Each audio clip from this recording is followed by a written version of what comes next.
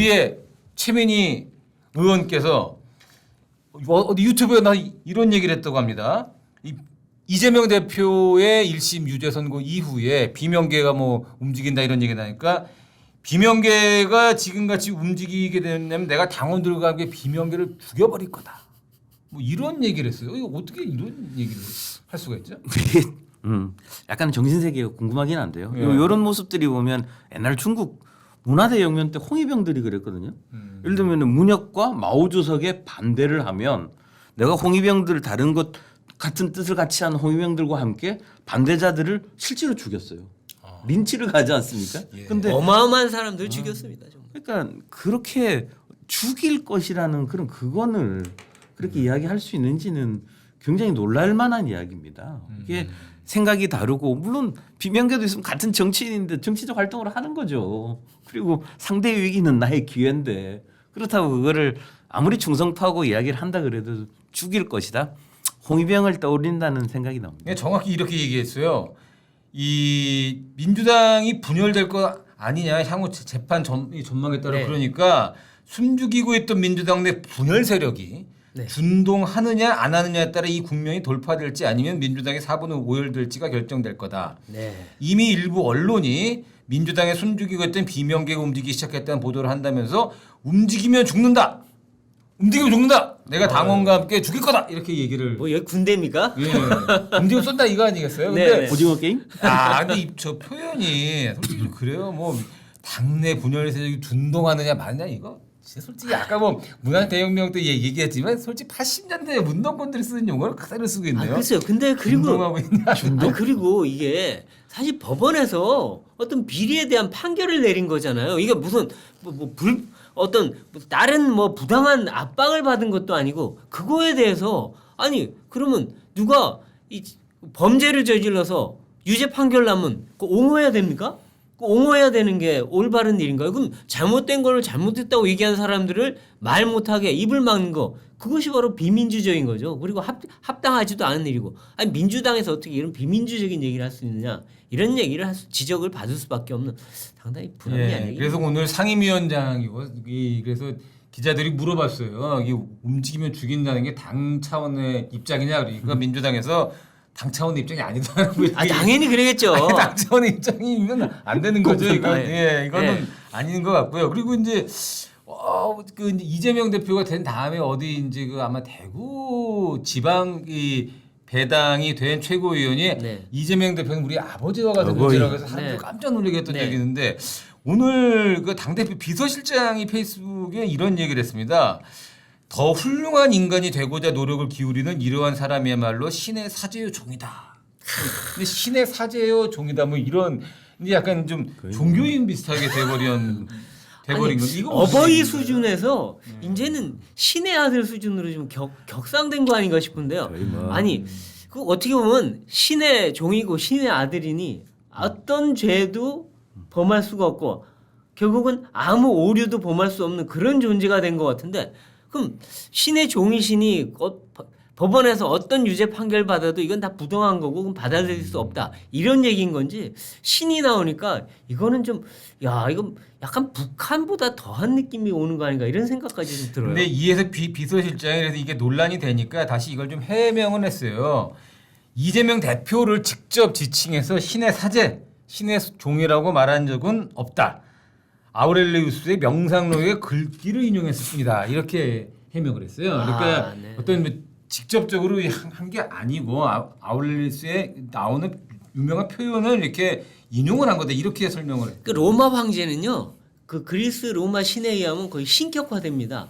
살아있을 때도 신격화가 되고 죽어서는 반드시 신격화가 되는데 아마 아우렐리우스 황제가 자신은 뭐 신의 종이라고 했을지 모르겠지만 지금 현대 와서 뭐 이재명 대표를 신의 종이라는 그런 아우렐리우스의 말을 빌어서 하는 것 자체도 아무리 해명을 한다고 해도 사람들이 볼 때는 별로 이렇게 적당하지 않은 말이고 사실은 이것도 또한 이 새로운 형태의 방탄이 아닌가 신을 활용한 방탄이 아닌가 이런 생각까지 드네요.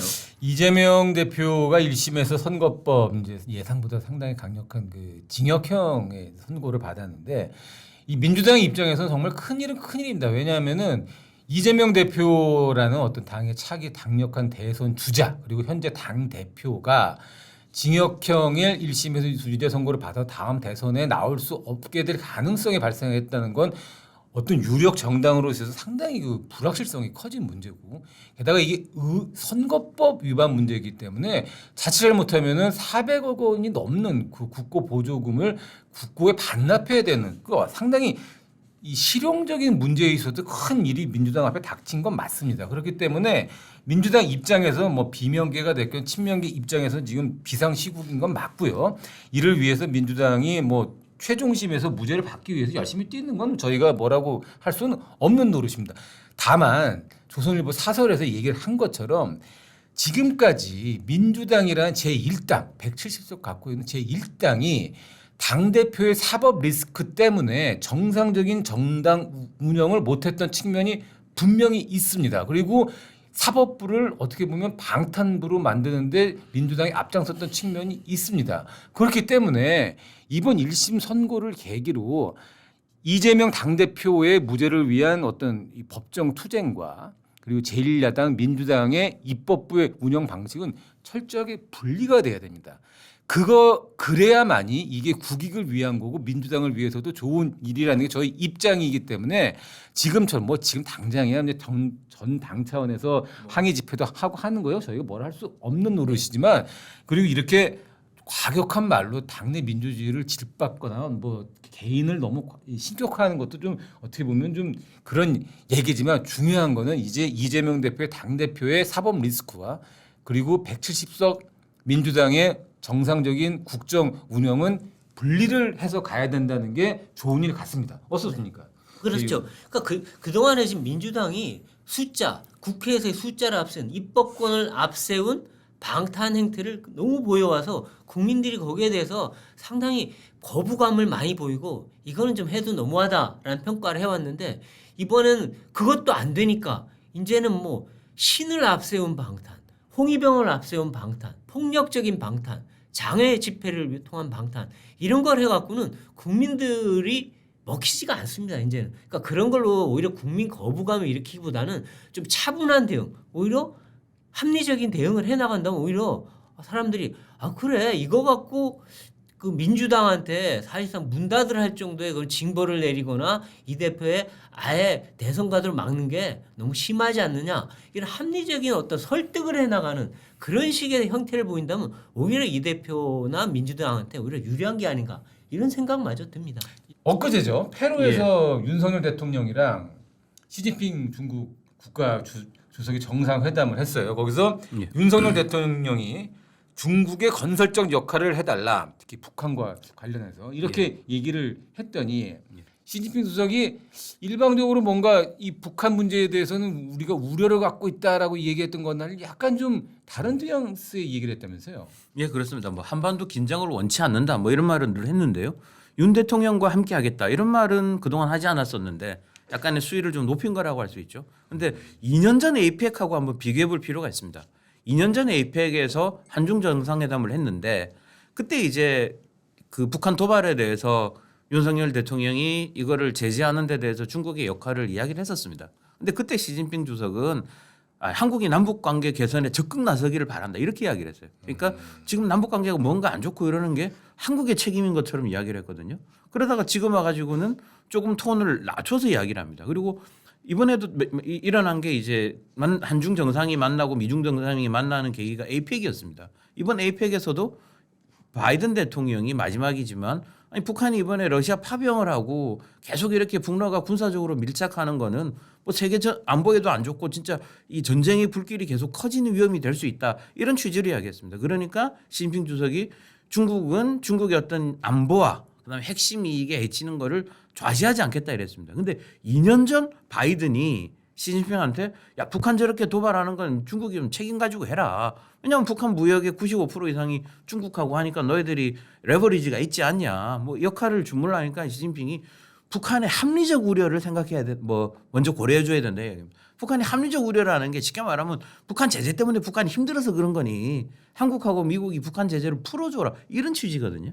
그러니까 쉽게 말해가지고 시진핑 주석은 2년 전에는 그렇게 북한을 감쌌어요. 근데 지금 와가지고는 이 북한이 러시아의 파병까지 할 거라는 거는 중국도 미처 생각을 못했던 것 같습니다. 이 북한이 자기 어떤 영토 안에서만 뭔가를 하거나 뭐 하거나 이러면은 대충 이제 눈 감아주면서 봐주려고 했는지 모르겠는데 이게 러시아 파병까지 하면서 이상하게 우크라이나 전쟁이 점점 확대되고 다들 야 중국 너가 제대로 안 해서 그런 거 아니냐라는 손가락질을 받게 되는 거에 대해서 굉장히 당혹스러워하는 표정이 읽히는 상황입니다. 예, 지금 그 안영임 위원이 얘기했던 것처럼 중국이 국제사회에서 특히 양자나 다자 회의에 가서 항상 얘기하는 건 중국의 핵심 이익을 건들지 말라 이런 얘기거든요. 예. 이 얘기를 풀어서 얘기하면 지금 중국이 잘 나가고 있고 앞으로도 잘 나갈 건데 우리가 잘 나가는데 좀 신경 쓰지 않도록 이 좀 주변에 자꾸 새로운 사건을 만들지 말라 뭐 이런 거 아니겠어요? 대만 문제도 그렇고 북한 문제도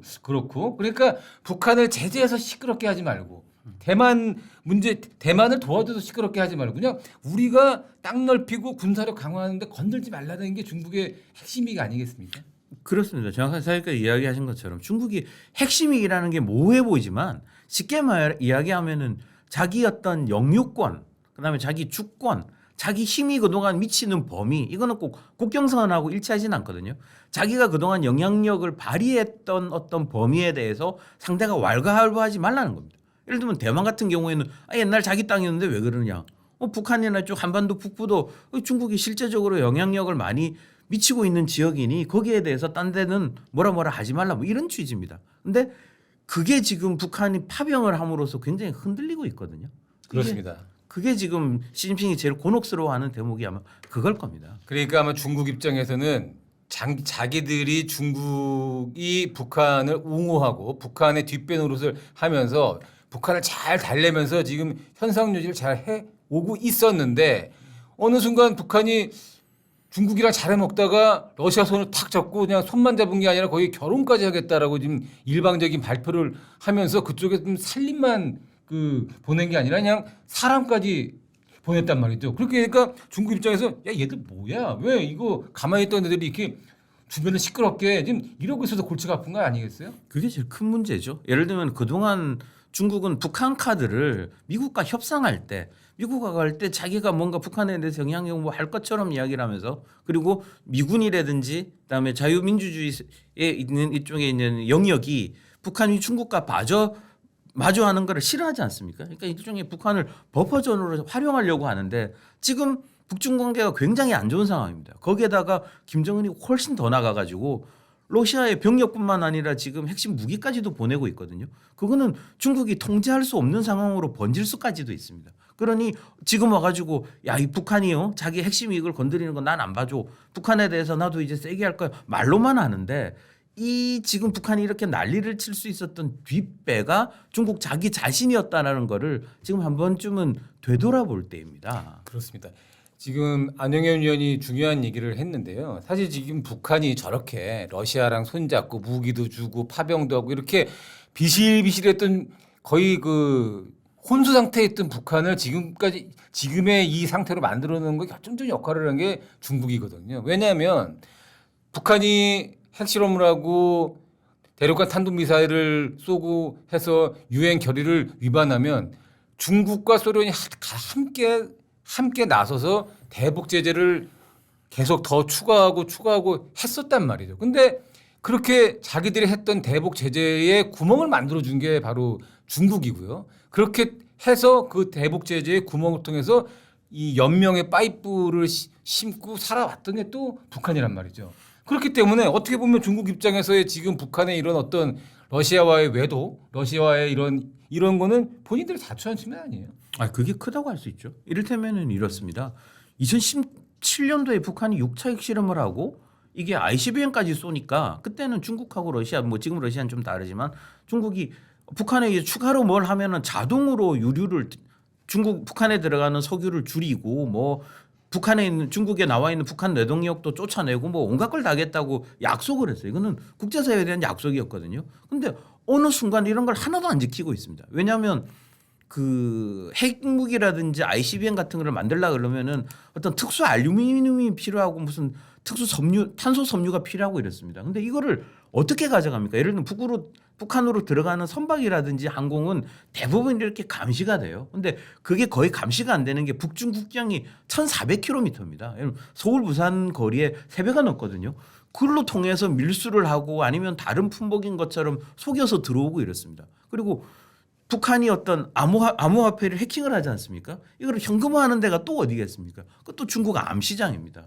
그리고 이 본래는 그 유엔 제재 때문에 북한 노동력을 보낼 수가 없고 북한이 보낸 노동력들을 보내야 되는데 지금도 중국에는 북한 노동력이 최소 5만에서 10만이 있다고 합니다. 이 북한 노동자들이 받는 임금은 김정은의 주요한 현금원이 됩니다. 이런 것들을 계속 두고 있지 않습니까? 그러니 그 자금으로 핵도 개발하고 미사일도 개발하고 김정은은 아무리 자기가 난리를 쳐도 중국이 자기를 못 버린다는 자신이 있으니까 러시아에 파병까지 하고 온갖 협박을 다 합니다. 어제만 해도 그렇지 않습니까? 핵무력을 엄청나게 강화하겠다. 전쟁 준비를 끝내겠다. 이런 이야기를 하는 그 배경에는 북중 무역의 90% 이상을 차지하는 북한 무역의 90% 이상을 차지하는 중국을 믿기 때문이죠. 결국은 이 중국의 어떤 고삐를 풀어주고 제대로 막지 않은 게 지금의 김정은의 도발과 폭주를 가져오는 결정적인 계기가 됐습니다. 그런 측면도 좀 있는 것 같아요. 지금 중국은 세계적 전략으로 볼 때 미국을 제치고 또는 미국과 어깨를 나란히 하면서 세계 선도국의 지위를 차지하겠다는 전략적 야심이 있지 않습니까? 그런데 지금 보면 그동안에 그 중국에 대해서 EU나 다른 여러 나라에서 중국의 지도적 위치를 어느 정도는 받아들이려고 했어요. 그런데 지금 북한이란 망나니가 하나 생긴 겁니다. 그러니까 외국 EU나 다른 나라들이 볼 때 아니 왜 북한을 너네 같은 동족 아니냐 친척끼리 왜 북한을 막지 않고 그러고 있느냐. 그러니까 결국 중국 당신들이 책임지라 하는데 중국 입장에서는 이러다 보니까 북한을 막지 않으면 유럽이나 EU든 아니면 다 동남아든 아니 동북아든 어디서도 지도적 나라로서의 위치를 상실할 수 있는 국제적 비난 여론에 직면하게 되는 상황이 생긴 겁니다. 그러다 보니까 북한을 막긴 막아야 될 텐데 러시아랑 손잡고 있는 북한이 말은 안 듣고 그렇다고 놔두자니 세계적으로 EU까지도 하자 나의 중국이 적이 될 것 같고 미국은 물론이고요. 이러다 보니까 막지도 못하고 그렇다고 놔둘 수도 없고 이런 진퇴양난에 빠진 게 지금 중국이 아닌가 이런 생각이 듭니다. 그러니까 결국 중국의 1대1로라든가 육해상 실크로드가 북한과 러시아 문제 때문에 막힐 수 있는 상당히 경제적, 안보적으로 전략적 차질을 빚을 수 있는 상황을 맞게 된 거죠. 예, 그러면 지금 이제 이번에 이제 어떻게 보면 바이든 정부 들어서는 바이든 정부의 외교 정책이라는 게 물론 트럼프 이 행정부도 마찬가지고 바이든 행정부도 마찬가지지만 기본적으로 중국과 대립하는 건데 이 바이든 행정부 같은 경우에 한미일이라는 하나의 축을 함께 모아서 중국에 대한 압박을 펴왔기 때문에 어떻게 보면 중국과의 한국의 관계가 뭐 불편할 수밖에 없었던 측면이 있었고요. 그렇게 된다면 더욱 중국에 강경한 트럼프 행정부가 출범하게 됐는데 한국 외교는 중국과의 관계 어떻게 풀어나가야 되는 겁니까? 아마 이게 선별적으로 할 필요가 있습니다. 안보는 중국과 한국이 안보 협력을 한다는 거는 그거는 현재 단계로서는 어려운 이야기고요. 당연히 한미 동맹이라는 거는 기본적으로 군사 동맹 아닙니까? 그러니까 미국과의 어떤 동맹은 튼튼하게 하는 게 기본인데요. 근데 중국은 어쩔 수 없습니다. 가장 큰 시장 중에 하나고 중국과의 관계는 중국은 지금 손을 내밀고 있는 상황이지 않습니까? 이 기회를 이용할 필요는 있습니다. 뭐 중국이 한국에 대해서 비자를 면제를 해주고 곧 이제 한국에 들어올 주한 중국 대사도 보면 이전에 비해서는 급이 좀 높습니다. 뭐 이런 내용으로 들어가면 우리가 중국에 대해서 요구해야 될 것들이 꽤 있거든요. 뭐 예를 들면 아직까지 한한령 이래가지고 이게 다 안 풀렸어요. 한국의 드라마라든지 영화는 중국에 전체 개봉을 못합니다. 그리고 제일 중요한 게 북한 관련해가지고 북한이 이렇게 난리를 치면 야 중국 보고 물론 공개적으로는 못하겠죠. 물밑으로 요구하고 중국이 가장 큰 레버리지를 쓸 수 있는 게 있습니다. 이를테면 그 북한이 필요한 원유가 있지 않습니까? 원유는 거의 100% 중국이 그 압록강 밑에 있는 파이프라인을 통해서 보내줘요. 이거는 중국이 잠그기만 하면 북한이 일주일을 버티기가 힘듭니다. 물론 그냥 쓰는 휘발유라든지 이런 항공유는 러시아에서도 보내줄 수 있지만 원유 자체를 가지고 만드는 것들이 꽤 많거든요. 그거를 하려면 북한에 원유 공장도 있고 이런 건데 정유 공장도 있고 이런 건데 어떤 전략적 판단을 중국이 할지는 모르겠지만 가장 큰 몽둥이가 있습니다. 북한으로 들어가는 그 파이프 라인만 며칠만 이렇게 확실히 잠가도 북한은 굉장히 아플 겁니다. 그러니까 이런 거를 설득하고 이야기할 수 있는 채널이 지금 예를 들면은 중국이 이렇게 뭔가를 이 트럼프 때문에 뭔가 좀 다급하고 주변 국가 관계를 좀 잘 만들려고 이렇게 할 때 우리는 북한에 대한 그런 것들을 물밑으로라도 강하게 요구할 수 있다고 봅니다. 예. 지금 중요한 것은 중국과 한국의 관계가 지금 상당히 안 좋은 상황이긴 하지만 북한의 러시아 그 파병 이 문제를 계기로 한중 관계가 어떻게 보면 약간 전환할 수 있는 중요한 시기를 맞이하고 있는데 이때 중요한 거는 중국이 자신들이 어떻게 보면 만들었던 국제법입니다. 중국이 러시아, 미국, 영국, 프랑스와 함께 만들었던 국제법인 대북 제재 이거를 그냥 국제법을 제대로 지켜주면서 국제사회에 어떻게 보면 책임 있는 일원으로서 자기 행동을 해 간다면 한중 관계의 어떤 이 변화라는 것도 자연스럽게 부수적 효과로 따라오지 않을까라는 기대를 해볼 수 있겠습니다. 자, 감사원이요. 이 문재인 정부 때 사드 배치가 지연된 문제에 대해서 조사를 해서 네. 어제 발표를 했습니다. 네. 어떤 내용입니까? 네, 감사원이 그러니까 그 장성들 모임에서 이 감사 청구를 한 건데요. 그러니까 문재인 정부에서 사드 배치를 고의적으로 지연시켰다 이런 의혹이 있으니 감사를 해달라고 감사 청구를 했는데 감사원이 지난 1년간 감사를 해봤더니 사실에 가깝더라. 그리고 그동안 드러나지 않았던 두 가지 사실도 확인을 한 것으로 나타났습니다. 첫 번째는 이겁니다. 그 사드에 대해서 성주 경북 성주에 사드가 배치된 쯤부터 지금까지 얼마 전까지도 이 시민단체 소위 사드 반대 단체들이 거기서 시위 농성을 하면서 장비 반입을 막아왔습니다. 근데 그것이 워낙 막고 있으니까 사드 기지 안에 물품도 또는 미사일도 그다음에 각종 뭐 보급품도 넣을 수가 없었던 거예요. 그러니까 이걸 넣어야 되는데 하도 막으니까 그러면 비밀리에 작전을 통해서 노후 미사일이나 장비 뭐 보급품들 집어넣자 했는데 그걸 어떻게 시민단체가 알았는지 미리 막았다는 거죠. 그래서 알아보니까 청와대 관계자가 그 군의 비밀 작전 계획을 그 시민단체에 알려줬다는 겁니다. 그 정황이 드러났고 그래서 그걸 막을 수 있게 해갖고 경찰과 몸싸움이 붙어서 그것도 또 저지했다 이건데 이게 있을 수가 없는 일이죠. 사실 군사적전을 알려준 거니까. 두 번째는 중국이 이 사드를 반대해 왔습니다. 자기들 뭐 이 탄도미사일 발사 이런 징후를 미국이 알 수가 있게 된다. 그러니까 안 된다라고 반대해 왔는데 이 중국의 눈치를 보면서 중국이 반대하니까 오히려 사드 배치와 관련된 작전 일정이나 그 내용을 중국 무관한테 브리핑해서 알려줬다. 이것까지 두 개가 드러난 겁니다. 감사원 발표가 이제 100% 사실이라고 이제 만약에 저희가 전제를 깐다면 이 정말 심각한 문제가 아닐 수가 없는데요. 일단 얼마나 사드를 배치하기 싫었으면 시민단체한테 미리 흘려줘서 시민단체가 이 사드 작전을 하는데 미리 알고 거기서 데모를 하라고 미리 알려준 거 아닙니까? 그러면 맞습니다. 그 핑계 대고 장비가 못 들어가면 사드 배치가 자연적으로 지연되게끔 그렇죠. 했다. 이게 이제 감사원 발표의 내용이고. 그렇죠.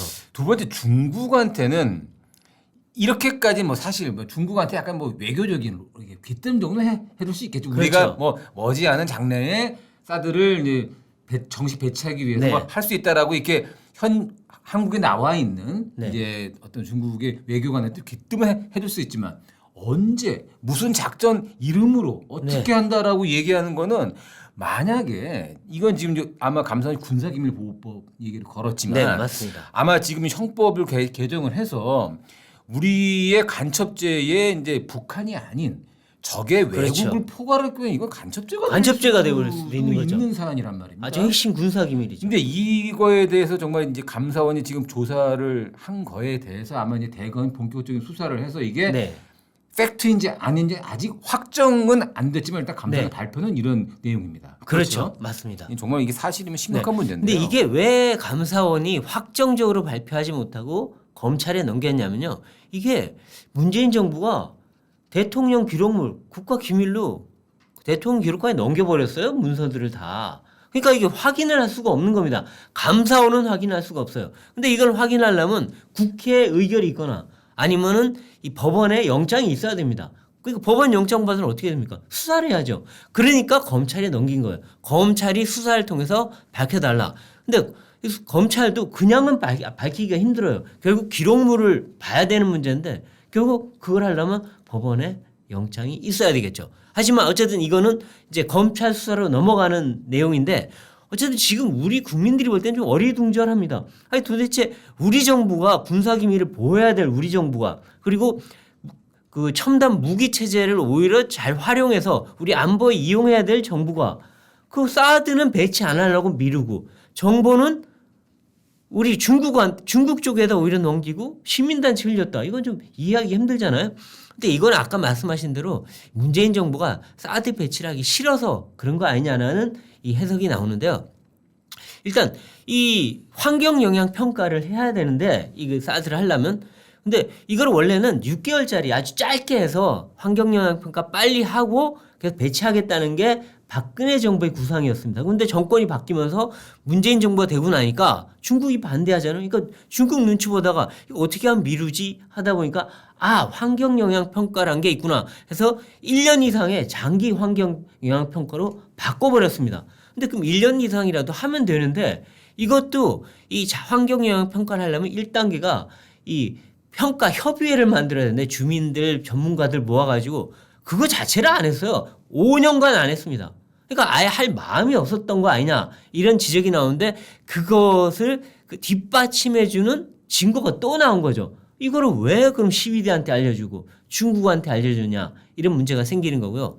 그다음에 중국은 왜 반대할까 하려면 이 사드에 대해서 좀 알아야 되는데 사드는 뭐 고고도 미사일 방어 체제인데 이 탄도미사일이 높게 날아와서 떨어지지 않습니까? 그거를 방어하려면 일반 패트리엇으로는 방어가 안 됩니다. 그러니까 그거를 요격할 수 있는 고고도 미사일, 요격 미사일로 쏴야 되는데 이거를 하려다 보면 멀리서 날아오는 거잖아요. 그러니까 레이더도 아주 광역 레이더겠죠. 이 레이더는 중국의 웬만한 부분을 감시할 수가 있는 부수적인 효과가 있습니다. 우리는 그냥 지금은 북한을 바라보지만 어쨌든 북한이나 중국이나 방향이 같잖아요. 그러니까 중국이 반발했는데 우리 정부는 그겁니다. 아니 우리는 당신들 보려는 게 아니야. 북한이지. 근데 당신들이 이렇게 반발하는데 그러려면 아니 북한에 핵 미사일 이 제재를 제대로 하면은 될 거 아니냐라는 게 우리의 논리인데 그거는 문정부가 얘기 안 하고 우리 이 방어용 사드를 갖고 문제 삼는 거에 대해서 아유 죄송합니다. 이런 태도를 보이니까 이게 문제가 된 겁니다. 예, 그리고 좀 흥미로운 거는요. 이 문재인 정부 청와대에서 이제 우리 국내에 나와 있는 중국 무관에게 사드와 관련된 장비 반입을 위한 작전을 미리 알려줬다. 네. 그리고 어떤 이런 이제 기밀과 가까운 내용들을 알려준 데는 2019년 12월이죠. 문재인 대통령이 중국을 방문하기 전에 네. 중국 사람들의 중국한테 어떤 우호적인 환경을 만들기 위해서 그렇죠. 그렇게 알려줬다라는 이런 이야기가 있는데 맞습니까? 네, 이거는 여러 경로로 확인이 되고 있습니다. 일단 이 감사원 감사에서는 왜 이걸 알려줬는지 이제 알아봐야 될 거 아니에요. 근데 실무진한테도 물었다고 합니다. 근데 실무진은 중국한테 왜 알려주냐 반대를 했다는 거예요. 근데 윗선에서 그냥 알려줘라고 해서 알려주게 됐다는 겁니다. 이거는 사실은 뭐 더 자세한 거는 이제 검찰 조사 알아봐야 되겠지만 진술이 아마 확보돼 있는 것 같긴 합니다. 일부는. 그다음에 두 번째 이게 시점이 언제냐? 아마 그 2019년 2월 이후부터 특정은 안 돼 있어요. 2월 이후부터 문 전 대통령 방중 전에 이루어진 걸로 나와 있는데 이 문 전 대통령 방중을 3주 앞두고 12월 초에 이 청와대에서 이 국가안보실 주재로 회의가 열립니다. 여기서 나온 회의록에 나와요. 이 중국이 환경영향평가에서 사드 배치하는 거 싫어한다. 만약 중국이 싫어하는데 계속 우리가 하면은 문 전 대통령 방중에 악영향을 미친다. 그러니까 환경영향평가 하지 말아야 된다. 이게 그냥 회의록이 쫙 나옵니다. 그래서 환경영향평가를 위한 협의회를 구성을 하지 않아요. 그러고 나서 이미 그 무관한테는 알려주는 상황이고 이렇게 해서 방중이 이루어졌다 하니까 결국 문 전 대통령의 순조로운 방중을 위해서 국가 안보 기밀을 넘기고 또 이 사드 배치를 고의적으로 지연시킨 거 아니냐 이런 지적이 나오는 겁니다. 그 이후에도 또 논란이 있었어요. 이 3불 1한 이거를 약속했냐 아니냐 이것까지 얘기가 나오는데 이것도 문서로 어느 정도 확인이 됐습니다. 3불이란 거는 우리가 사드 추가 배치 안 한다. 한미 간의 미사일 방어 체제 MD에 참여 안 한다. 한미일 군사동맹 안 한다.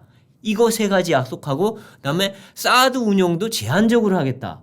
이거를 약속했다는 건데요. 이게 우리 국방 문서에도 어느 정도 나옵니다. 그래서 이게 문 전 대통령이 결국에는 방중을 위해서 3불 1한이라는 국가 군사 주권까지 양보한 거 아니냐 이런 비판까지 받았는데 야 우리가 이렇게까지 중국에 저세로 했어야 되느냐 안보 기밀까지 넘기고 안보 주권까지 양보했어야 되느냐 이런 논란이 다시 한번 불붙게 된 겁니다.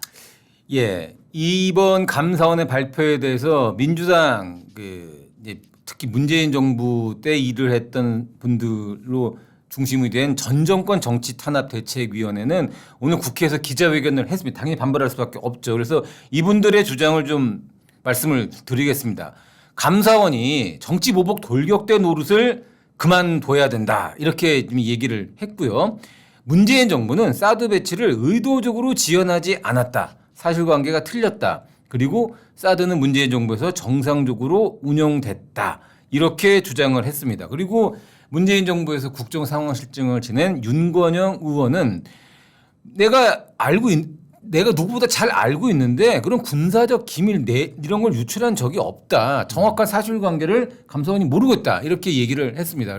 그렇기 때문에 아까 저희가 모두에 말씀드린 것처럼 지금 감사원의 조사 결과 그리고 앞으로 있을 검찰의 수사 결과에 따라서 아까 말씀드린 내용들이 최종적인 팩트로 확인이 되느냐 아니면 감사원이 뭔가 잘못 조사를 했느냐가 최종적으로 확정이 되겠죠. 네, 그렇죠. 일단 뭐 알려줬는지 그거 여부는 검찰에서 조사를 해봐야지 확정적으로 알 수 있습니다. 그러니까 그거는 뭐 민주당이 주장할 수 있겠죠. 그런데 아까 조금 전에 얘기한 사드는 정상적으로 배치돼서 작동이 됐다는 건 사실과 좀 다릅니다. 사드가 정식 배치된 적이 없어요. 문재인 정부 때. 사드가 정식 배치된 건 윤석열 정부 들어와서 환경영향평가 끝나고 이루어진 겁니다. 결정되고 7년 만에 이루어졌어요.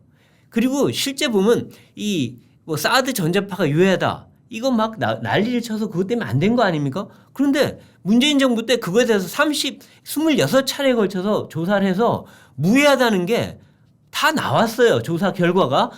기준치의 0.004%. 이건 뭐 있으나 마나한 거죠. 그러니까 우리 휴대폰보다도 약한 겁니다.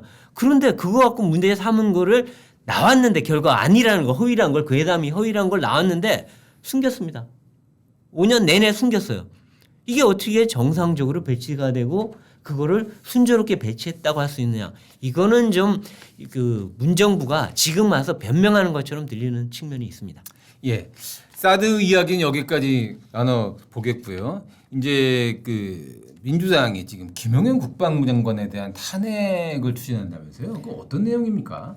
예. 그러니까 18일이죠. 18일 민주당 최고위원회의에서 김민석 최고위원이 얘기를 했는데요. 그 대북 전단을 또 방치해서 남북 관계를 다시 긴장시키고 있다. 그래서 이거에 대해서 그 김용현 장관에 대해서 국방위원들과 함께 탄핵 사유를 검토하겠다 이런 얘기를 점검하겠다 이런 얘기를 했어요. 그러니까 뭐냐면 17일 날 북한의 김여정이 조선중앙통신을 통해서 담화를 발표했는데요.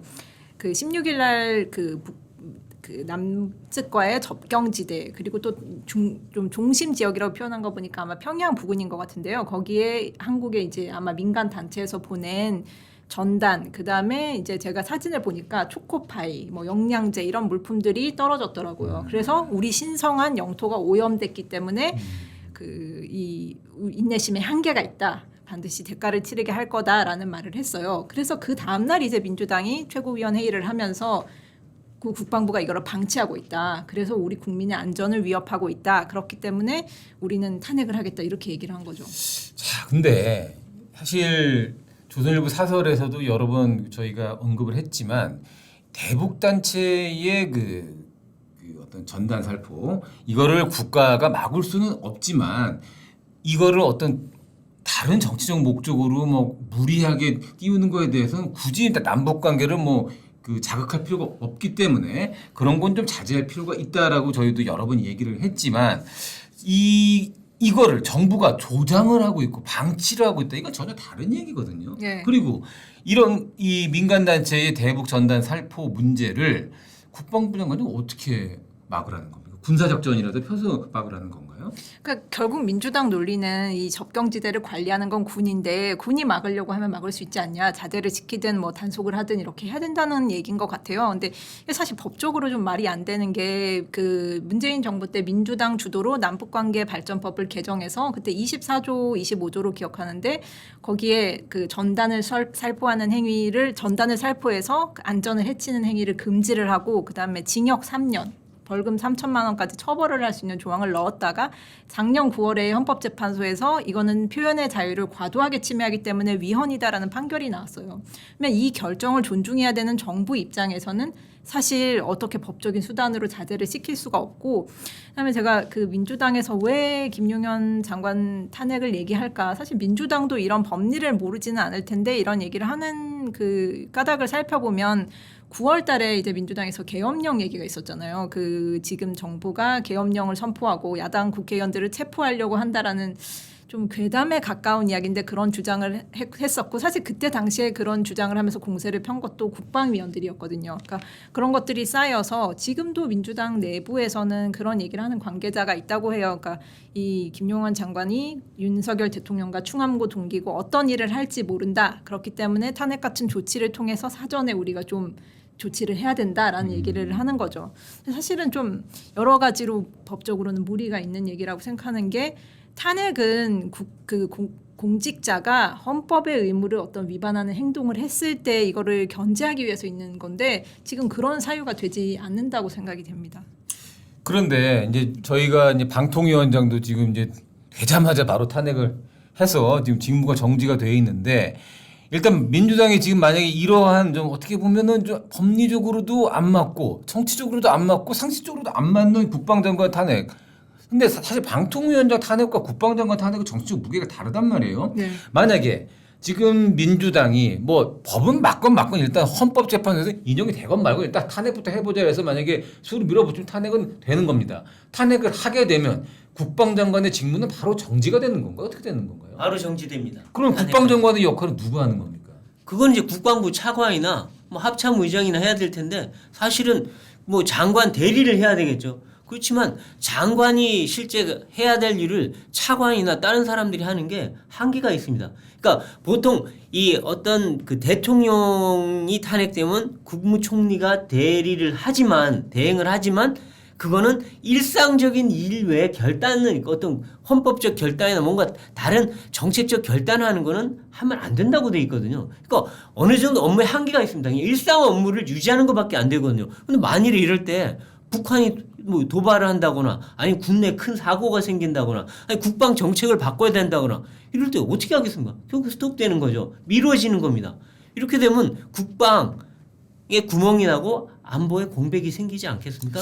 그렇죠. 그 실제 말이에요. 그 북한이 도발을 했을 경우에 국방장관 역할은 상당히 중요합니다. 중요하죠. 국방장관이 어떻게 결정하느냐에 따라서 우리가 어떻게 맞대응을 하고 반격을 하고 이런 것들이 큰 틀이 결정되는데 물론 국방장관이 없더라도 아까 말씀하신 거 차관이 대신하고 뭐 합참의장이 뭐 역할을 하면 되겠지만 아니 그런 식으로 따지면은 국방장관을 왜 뽑습니까? 그렇죠. 그게 어떻게 보면 가장 중요한 어떻게 보면 탄핵이라는 사실 탄핵도요. 지금 민주당이 워낙 남발하고 탄핵이 그냥 뭐 별거 아닌 것처럼 닥치고 보이지만 탄핵이에요. 다짜고짜 탄핵. 이게 쉽지 않은 정치적 행위고 법률적 행위인데 탄핵을 이렇게 밥 먹듯이 얘기를 하고 실제 막 많이 하고 검사들 탄핵하는 것도 사실 아주 예외적으로 해야 되는 건데 검사들이 이렇게 탄핵하고 방통위원장 일한 지 얼마 되지도 않은 방통위원 탄핵에서 지금 방통위원 마비시키고 임명도 되기 전에 탄핵을 예고제예요. 탄핵 예고제 요즘은. 그런데 이거 국방장관 탄핵 이야기는 선을 넘어도 한참 넘은 것 같습니다. 물론 아까 김진명 위원이 얘기를 했지만 이 김영현 국방장관이 그 경호처장 할 때부터 민주당에 찍힌 건 맞습니다. 그리고 아마 민주당이 이게 본인들의 희망사항인지 아니면 정말 음모론인지 실제 이 청와대 내에서 이런 이야기가 있는지는 잘 모르겠지만 계엄령을 선포해서 어떤 탄핵을 막겠다라고 하는 이 본인들의 머릿속에 그려진 시나리오의 중심 인물이 바로 김용현 전 국방장관이거든요. 그렇기 때문에 아마 민주당이 이런 탄핵을 실제 실행을 할지 어떨지 모르겠지만 탄핵을 하겠다라는 일종의 공갈, 협박, 위협을 통해서 국방장관에게 어떤 정치적인 이 압박을 가한 이런 방법이 있겠지만 그래도 국방장관을 탄핵하겠다는 이야기를 이렇게 쉽게 얘기하는 거는 좀 문제가 있는 거 아닌가요? 그 제가 가장 걱정되는 부분은 작년에 이제 이상민 행정안전부 장관을 탄핵했을 때 보면은 167일 동안 직무가 정지됐었습니다. 근데 지금은 헌법재판소가 이거를 이 탄핵 심리를 해야 되는데 9명 중에 6명밖에 없는 상황이잖아요. 그러니까 국회가 지금 아직 헌법재판관 3명을 선출을 안 하고 있고 말로는 이제 여야가 합의를 해서 22일까지 선출을 해서 이 정기 국회 내 임명을 하겠다라고 얘기하고 있는데 이게 어떻게 될지도 모르는 상황이다 보니까 167일보다 더 길어지면 정말 6개월 이상 저희가 안보 공백이 있는 상황이고 또 미국 대선 이후에 사실 북한의 도발 가능성 더 높아졌거든요. 그러니까 이런데 이 국방장관 자리를 사실상 비워놓는다는 게 걱정이 많이 됩니다. 예, 김용현 국방장관 탄핵 이야기는 여기까지 하겠습니다. 그리고 엊그제 이제 그 비명계가 움직이면은 당원들과 함께 죽여버리겠다 이런 얘기를 해가지고 사람들을 깜짝 놀라게 했던 우리 최민희 위원이 오늘은 자기네 SNS에서 뭔가 얘기를 했다면서요. 네. 뭐라고 내 얘기했습니까? 말이 지나쳤다 했는데 예. 아마 그 말에 딱 본인이 죽을 뻔했는지 갑자기 말을 걷어들였어요. 근데 제가 사정을 들어보니까 민주당 내부에서 반발이 좀 있었던 모양이에요. 아무리 말을 해도 동료 의원들이나 동료 전직 의원들이 전직이든 동료들한테 너 죽여버릴 거야 하면 그 누가 좋아하겠습니까? 그러니까 아마 내부적으로 좀 당신 너무 심했다 하니까 본인도 아차 하고서 좀 말을 걷어들인 것 같은데 정치인의 말의 무게를 생각해 본다면 최민희 의원 이제 좀 자기 말 한마디로 몰라요. 그 유튜브나 뭐 이런 데서 조회수 올릴지 모르지만 그거 다 사람들한테 비수가 되는 거거든요. 좀 말조심해야 될 것 같습니다. 예, 아까 배성규 위원 얘기한 것처럼 민주당 내에서도 우려의 목소리가 나왔습니다. 그 문재인 정부 그 홍보수석을 했던 박수현 의원 같은 경우에 이런 얘기를 했어요. 최민희 의원 발언 때문에 국민에게 불편함을 들었다면 이 문제는 좀 본인이 사과를 하거나 설명을 하는 게 좋지 않겠냐 이렇게 얘기를 했고요. 그리고 이재명 대표와 아주 가까운 정성호 의원도 라디오에 나와서 개별 의원들이 이 충격적 판결에 대해서 이제 이재명 대표의 징역형 판결이죠. 불만이 있고 분노가 생긴다고 하더라도 어쨌든 판결은 판결이다. 사법부의 판결은 존중해야 된다라고 이렇게 좀 얘기를 했습니다. 아마 이런 분위기가 있었고 어제 당 지도부, 당 대변인이 최민희 의원 발언은 민주당이랑 아무 상관이 없다라고 이렇게 또 부인까지 했기 때문에 오늘 최민희 의원이 그래서 이거는 내가 너무 셌다 이렇게 얘기를 했는데 또 거기에 또 전제를 달아요. 뭐냐면 내가 이 KBS 사장 청문회 다른 일에 신경 쓸 겨를이 없다.